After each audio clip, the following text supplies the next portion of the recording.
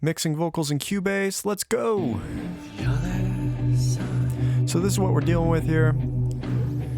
This is a track by Lex the Paradox called Waves. Maybe my vision led me there.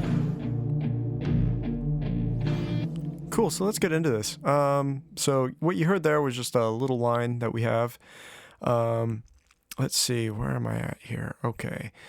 We're going to pull up the mixer channel here, and you can see I have all these plugins blocked out. Disregard those. This was for another rendition. So we're going to do some high passing here. We're going to activate that. We're just going to sweep through. That's not bad. Maybe my vision led me there. A little less.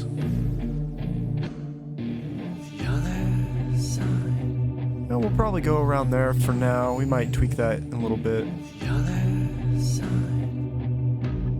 And let's sweep through with the other EQ bands here.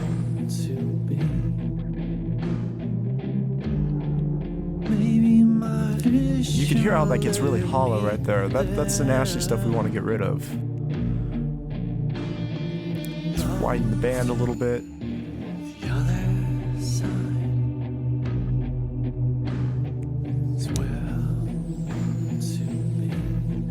And you could hear in that second line, it just gets really, really quiet. And we're going to fix that with some dynamic control using compression here in a moment.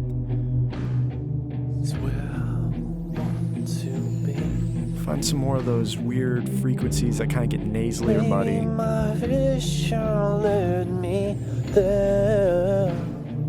This was recorded with a pretty decent little mic, but you can kind of hear a little bit of just some resonances in his voice that we want to kind of cut out just to sweeten it up a little bit. Play around with the high mids. It really depends on the vocalist.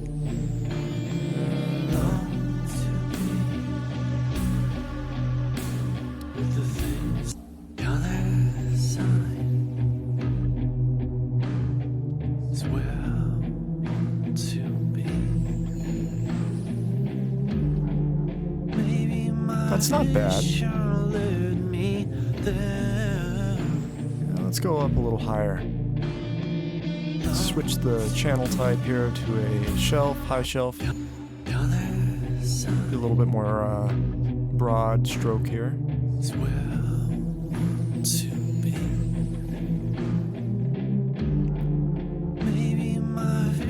Nice, I like that. It just kind of kisses the vocal a little bit, so to speak, you know? Alright, so let's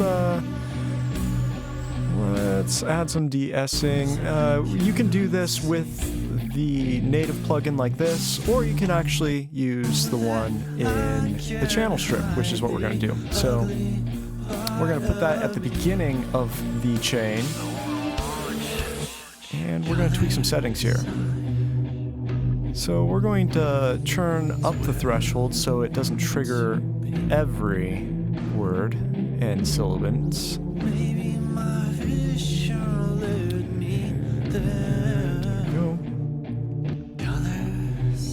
I like to keep the amount a little lower too, 1 to 2 dB. Bypass that. Right. You can play with the filters if you like. I like that.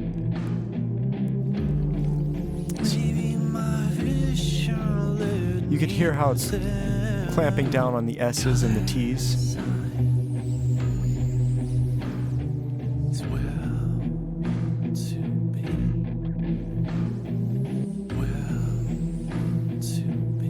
Yeah, you hear that? Yeah, okay.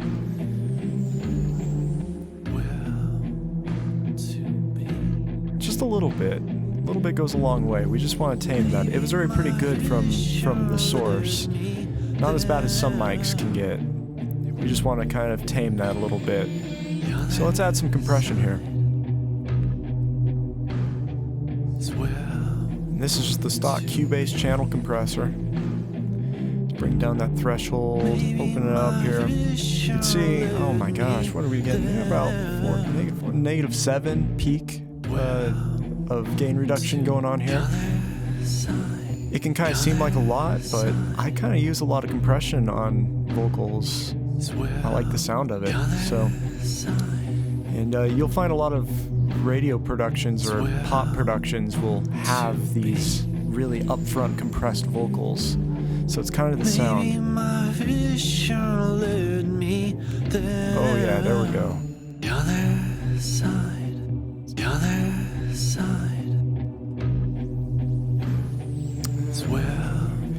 We have it on the high knee mode, so it's really clamping down with the ratio. It's not bad. It might be a little much though. Let's play with it.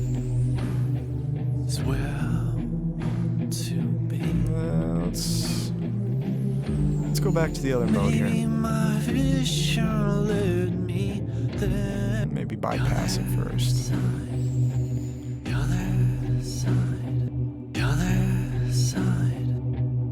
We're definitely in the right direction where we want to go. That's not bad. But the high knee is just not really, at least visually anyways, you're not hearing a lot of compression. We're still getting something, but it's a little weird with this particular unit. You can kind of see we're only kind of clamping down there a little bit. So kind of use your ears with this. But I think we're going to go back to the other mode and actually just use some normal compression instead of limiting, essentially, is what that's starting to kind of do. This lets it breathe a little bit more. Not too much. Yeah, I'm liking this a little bit more.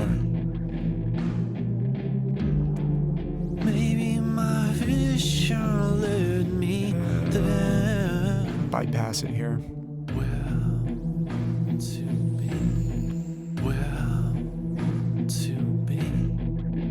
Yeah, I like that. Play a little bit more with the attack and the release settings if you'd like. Again, it's completely down to your personal preference when you're sculpting this kind of stuff. There's no really right or wrong way. I'm just kind of showing you my way of doing it. Let's tweak with some of these EQs here. I'm hearing a couple little things.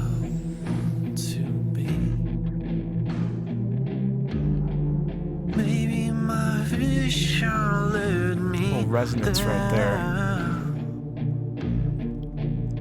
Maybe it's just me being super picky, but I think I'm going to remove that a little bit there. Cool. Narrow that up.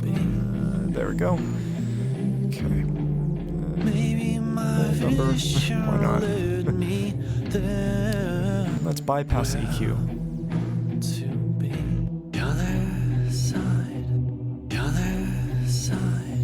Nice.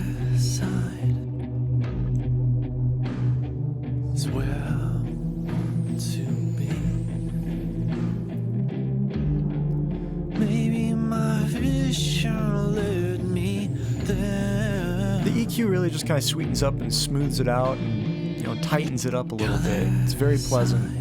And this mic takes EQ really well. I forget what we recorded it on, but it's just going to show you don't have to do a ton of EQ if you get a decent mic to start. We're only using the 4-channel band here just because we kind of can. I'm doing that just for kind of example. I'm going to cut a little bit more and yeah. You can hear how that tightens it up. We switched from the 12 dB slope to the 24 slope on the high pass filter. So let's see what else we want to add here. Maybe a little bit of extra compression. I like to kind of add a couple layers. I'm kind of going hard on the first one, but this one maybe we can play with it. So let's, this is a 2-to-1. Play with the attack, boost it a little bit, bring down the release, bring down the output.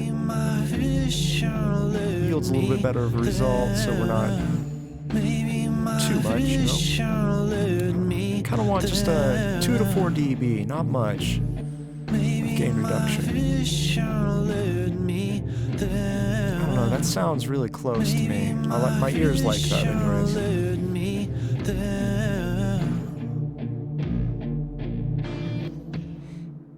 Alright, and you can hear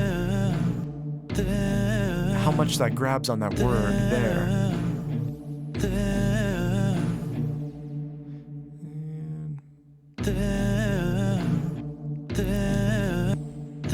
Longer release. You can really hear how that just grabs. Maybe my vision led me there. Something to play around with anyway. So let's exit out of that. We'll leave it for now. And let's add some reverb. And this is actually on the channel itself. This is one way you can do it and just lower the mix. Of course, we're dealing with a mono track right now, which is usable in its own way, but really we're going to want to do a stereo thing here in a moment. But maybe my vision led me there. kind of nice, intimate room sound, almost like a chamber sound for a verb there. My vision led me there. If mono reverbs are your thing, they have their place for sure. Doesn't sound bad. Maybe my vision led me there. Maybe my vision led me there. Just playing around with this a little bit. My vision led me there. Like it, but we're going to go with a stereo one instead. So we're going to remove that, and we're going to use an effects channel to do this. So going down, right click, add effects track.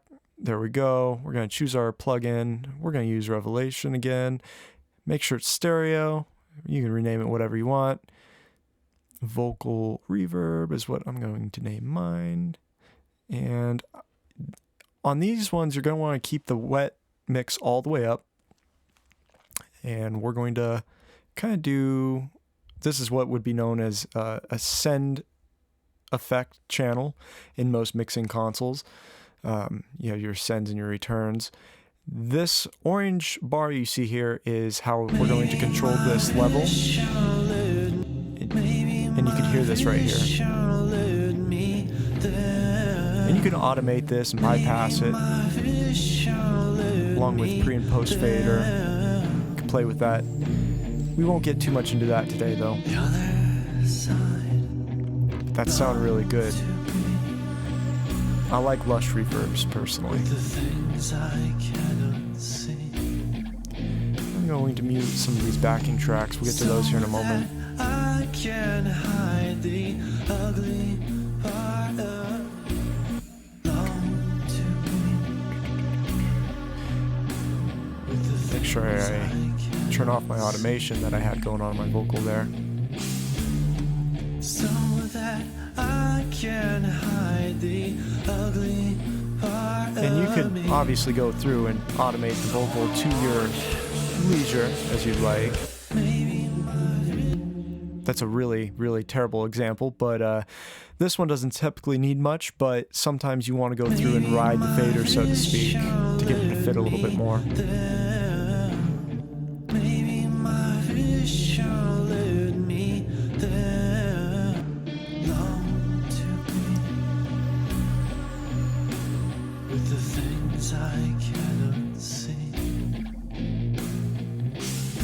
Let's exit out of that. Go down to the main channel itself here. Open up the reverb. And we're actually going to add some compression to thicken this up.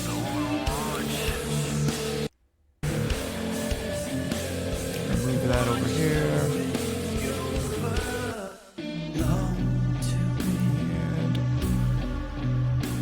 And we're going to turn this on to RMS mode. Bring down to the release. Threshold. It's around around 2 to 1-ish ratio is fine. You can go 4 to 1. It's a matter per taste and per track, you know, depending on the song.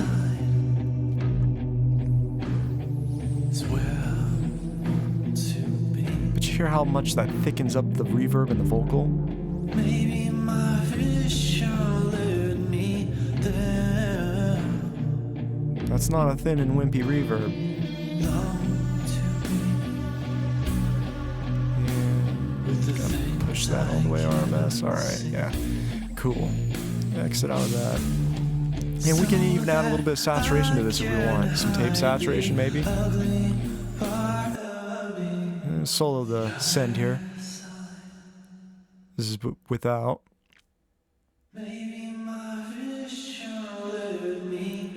You could hear how much that saturation just adds to it. I'm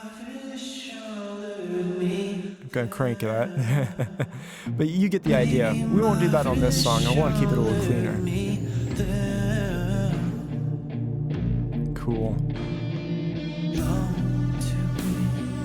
And solid number there. Or back to 0 actually. And then you can actually go over to the main fader here. And just adjust it through the mixer channel fader directly.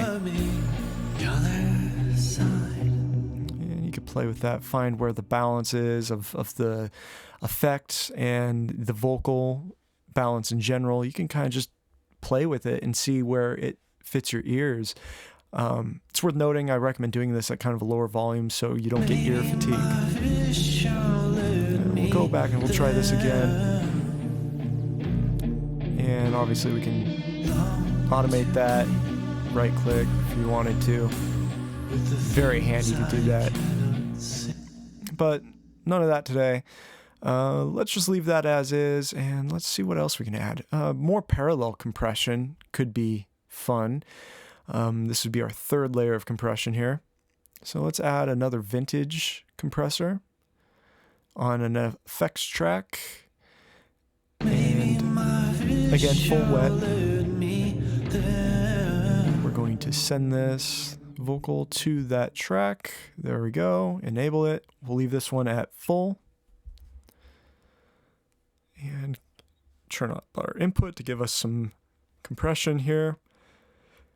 Maybe my Sorry about that. led me Turn there. down the volume. There we go. Maybe my vision led Yeah, me now we're getting some heavy compression here. But being that this is a parallel track, I kind of want to play with a little bit more harsher settings. So let's play with it. my vision led me. Maybe my vision led me there. It definitely thickens it up. It's more subtle than I thought. Led me there. But it's pleasant. I like it. Let's leave it. Let's play with the level. This is without. We're going to turn this up again. We did a hard bypass here.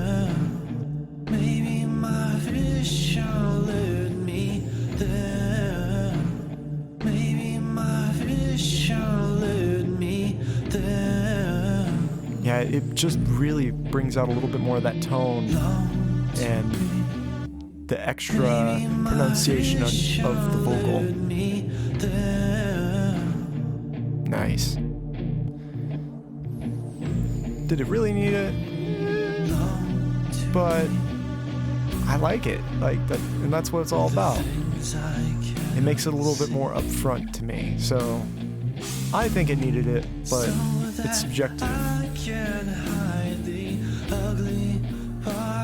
Yeah, I'm actually gonna compromise. I'll turn it down a couple dB.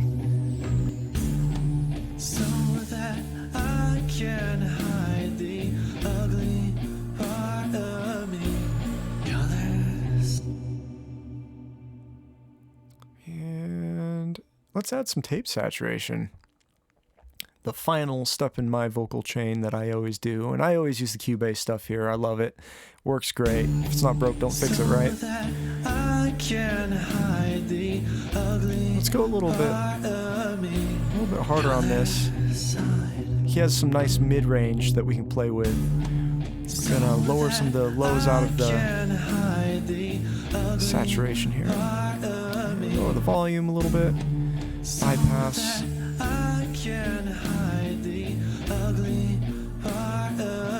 It's subtle, but it adds just that little extra bit of forwardness to the tone. And especially for this kind of stuff, it works really well. So let's do some dub work here. Immediately, you could just see that those dubs give way more context to the vocal.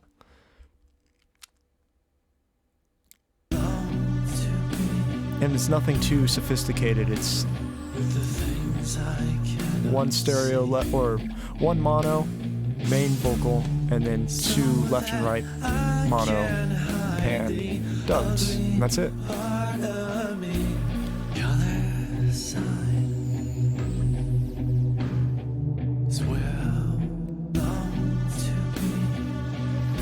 So let's add some high passing here. We'll go a little bit harder on this one. And we'll also do a low pass cut. Because we don't need that top end in the dub vocal.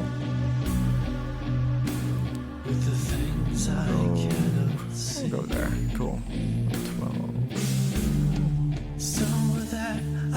We're between 104 and 160. I kind of like to go a little bit harder on the dubs. Because it doesn't need the low end either. We want that for the mains. So let's sweep through here. You can hear a little bit of mud build up, resonance there. So let's get rid of that. Scoop around again. Those mids, they're not bad, but just maybe a little bit there.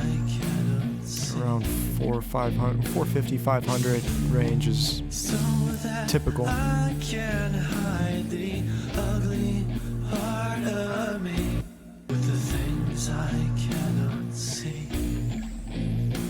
little resonance there around 2K.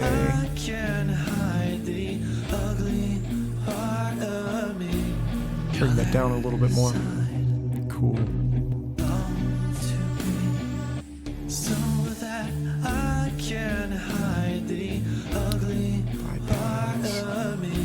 Nice. Oh, no, I already forgot I had these vocals already automated. I won't worry too much about that here. They're not doing much, as you can see. But bypassing it, you can hear how it just kind of cleans it up a little bit and tightens the overall vocal sound. And it makes it larger though. So let's add some channel strip stuff here, more compression on these dubs. Do that left side first. You really hear that taking effect. Put this up here. We'll go 4-to-1 on this guy. Nice general rule of thumb, I guess, if there is one for compression. Good place to start. Down that output. Yeah, there we go.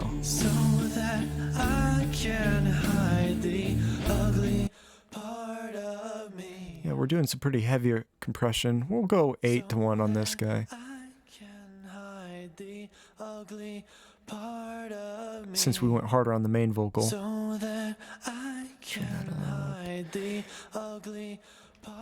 So now we're just going to play with the wet mix, and this, you can actually do parallel compression this way too, so you don't need to create a new effects channel to do it. You can do it if a plugin has a dry or wet mix knob, so it's kind of fun. We're going to copy the channel setting to the other one, and that's what we have here. So let me go through this.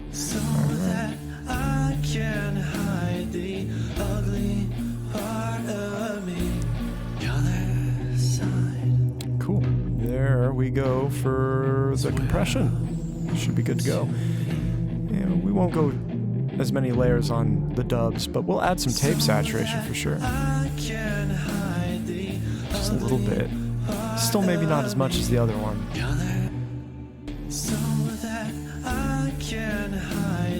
Nice.